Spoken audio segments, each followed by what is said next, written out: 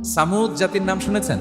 তাদের কাছে আল্লাহ তাআলা একজন নবী পাঠিয়েছিলেন, নাম হচ্ছে সালেহ আলাইহিস সালাম। তিনি তাদেরকে দাওয়াত দিলেন যে হে আমার জাতিগোষ্ঠীর লোকেরা, এক আল্লাহর ইবাদত করো। তারা অবাধ্য হলো। তিনি সত্যের পথে আহ্বান করলেন, তারা এই কথা শুনলো না। একটার পর একটা আল্লাহর পায়গাম আসে, তারা অবাধ্য হয়, তারা আল্লাহ তাআলার আদেশকে মানে না। সবশেষে সামুদ গোত্র, তারা আবার খুব শক্তিশালী ছিল। তারা পাহাড় কেটে আর্কিটেকচার করে ডিজাইন করে কিভাবে আবাসন তৈরি করতে হয়, পাহাড়ি এলাকায় মাউন্টেইন এলাকায় কিভাবে আবাসন তৈরি করতে হয় এটার ব্যাপারে এক্সপার্ট ছিল।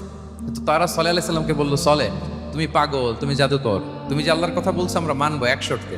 যদি এই পাহাড়ের ভেতর থেকে 10 মাস গর্ভধারিণী একটা উট যদি বের করে আনতে পারো, এমন একটা শি ক্যামেল উট যদি বের করে আনতে পারো, যেই উটের পেটের ভেতরে একটা বাচ্চা থাকবে এবং উটটা পাহাড় থেকে বের হয়েই বাচ্চা ভূমিষ্ঠ করবে, এরপরে উটের দুধ যেন আমরা খেতে পারি, তুমি যদি এটা দেখাইতে পারো তাহলে বুঝবো তুমি সত্য নবী। দোয়া করলেন, আল্লাহ আমার এই জাতি সামুদ, তারা তো চেয়েছে যে পাথর ভেতর থেকে যদি একটা উট বের হয়, ওর যদি বাচ্চা দেয় আর দুধ দেয়, তাহলে তারা তোমাকে মেনে নেবে। আল্লাহ তুমি মেহেরবানি করে এই মিরাকেল, এই মুআজিজা তুমি তাদের দেখিয়ে দাও। আল্লাহ তাআলা দোয়া কবুল করলেন।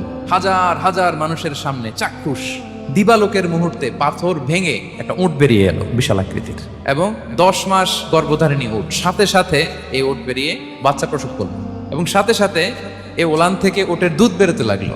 হাজার হাজার লোক এটার ওলান থেকে দুধ